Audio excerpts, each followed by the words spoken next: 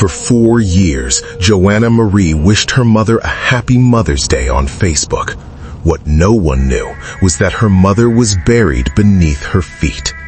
In the modest single-story home at Villa Luisa Homes, a quiet subdivision in Dasmariñas City, Cavite, Philippines, Maria Evelyn Sayos lived what many would describe as an ordinary yet devoted life. Born into a working-class family, Evelyn had married young and built a modest household. Tragedy struck early when her husband passed away around 2011, leaving her to raise their 2 children alone. A son, John Michael, often called John or John Michael Sayos, and a daughter, Joanna Marie Sayos sometimes spelled Joanna or Johanna in reports. At 54 years old in 2016, Evelyn was known among neighbors and relatives as a hard-working, no-nonsense single mother who prioritized discipline, faith, and family stability. She managed household chores, occasional small jobs, or support from relatives, and kept a close eye on her children's choices, especially as they entered their teenage years. The family dynamic, however, had grown strained over time. Joanna, the younger child, had become pregnant at around 16 years old. The father of her child was her boyfriend, Ronald James Ruby, sometimes spelled Ruby or Rudy in varying accounts, a young man who had essentially moved into the household as a live-in partner. Evelyn disapproved strongly of the relationship and the early pregnancy. She frequently scolded Joanna about responsibility, about finishing her education, about being a better mother to her own baby, and about the lifestyle choices that came with having Ronald in the house. These arguments were not rare. They reflected Evelyn's protective instincts clashing with Joanna's desire for independence and romance. Relatives later recalled Evelyn as strict but loving, the kind of mother who believed tough love would steer her daughter toward a better path. On the evening of August 20, 2016, the simmering tensions boiled over into something irreversible. According to confessions later given to police, Joanna and Ronald had grown tired of Evelyn's constant criticisms and interventions. They allegedly planned the act in advance, framing it to investigators as a surprise gone wrong, though evidence pointed toward premeditation. They lured Evelyn downstairs in the family home under the pretense of showing her something special, perhaps a gift or a gesture of reconciliation. Once she was in position, Ronald struck her repeatedly on the head with a hammer, delivering brutal blunt force trauma that cracked her skull and caused massive internal bleeding. Evelyn, still alive and gasping for breath amid the pain and shock, did not die immediately from the blows. In a moment of cold calculation, Ronald reportedly instructed Joanna to retrieve a knife from the kitchen. Joanna complied, returning with the weapon. She then stabbed her mother multiple times in the neck, targeting vital arteries and ensuring death. The wounds were deep and deliberate, severing major blood vessels like the common carotid artery, leading to rapid exsanguination. Blood pooled on the floor as Evelyn's struggles ceased. The couple, now facing the reality of what they had done, wrapped the body in a sack or cloth to contain the mess, dragged it through the house to an unfinished or accessible septic tank area located beneath the kitchen floor or in an adjacent backyard extension, and placed the remains inside, curled in a fetal position. Then they mixed cement, gravel, and sand, pouring it over the body to seal it in concrete, creating a makeshift tomb hidden in plain sight.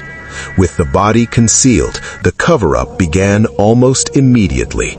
Joanna told her brother John, other relatives, and anyone who asked that Evelyn stormed out after yet another heated argument. She claimed her mother had decided to leave for Singapore to find work and start anew, escaping the family conflicts. Singapore, a common destination for overseas Filipino workers, OWFs, lent credibility to the story. Many families had members abroad sending remittances home. Joanna explained the lack of direct contact by saying Evelyn was busy with her new job, perhaps in domestic work or factory labor, and communication was limited due to time differences, work demands, and perhaps a strained relationship. To make the deception airtight, Joanna gained access to her mother's Facebook account. For nearly 4 years, she logged in periodically to post updates, comments, and holiday messages as if Evelyn were alive and thriving overseas. Sweet notes appeared on Mother's Day. "I love you, Mama. Take care always." Or, "I miss you every day, Mama."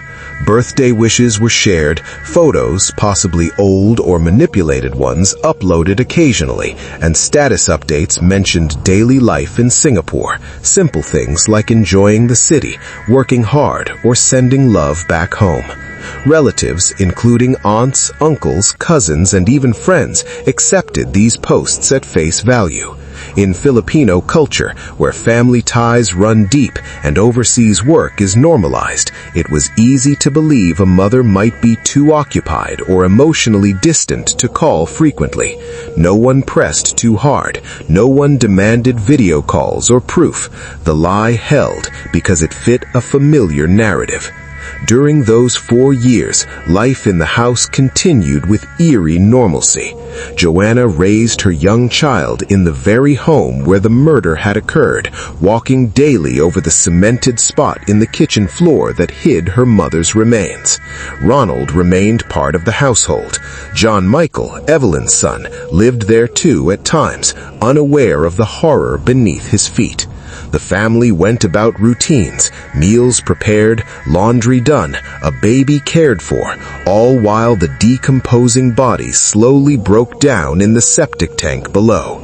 The concrete seal prevented odors from escaping noticeably, and the unfinished nature of the area meant no one questioned the occasional construction-like materials.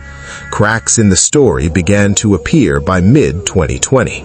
Perhaps John grew suspicious of the unchanging story, or relatives started questioning why Evelyn never sent money home, never posted recent photos, or never responded personally to messages. Family pressure mounted, and doubts turned into action. In July 2020, authorities from the Dasmariñas City Police Station were alerted to the long-term disappearance. On or around July 23, 2020, police invited Joanna and Ronald to questioning. Under interrogation, the pressure proved too much. Joanna broke down and confessed to the murder and the elaborate cover-up. Ronald corroborated her account in his own statement, admitting his role in the hammer blows and the stabbing. Investigators moved quickly to the house. With tools and forensic teams, they began excavating the septic tank beneath the kitchen floor, chipping away at the hardened cement layer by layer. What they uncovered was Evelyn's decomposed skeletal remains, still wrapped in remnants of the sack, showing clear evidence of the trauma: skull fractures consistent with hammer impacts and multiple stab wounds to the neck area. The body was curled as it had been years earlier. DNA testing was conducted, comparing samples from the remains to those of John and Joanna, confirming without doubt that this was Maria Evelyn Sayos. The arrests followed swiftly.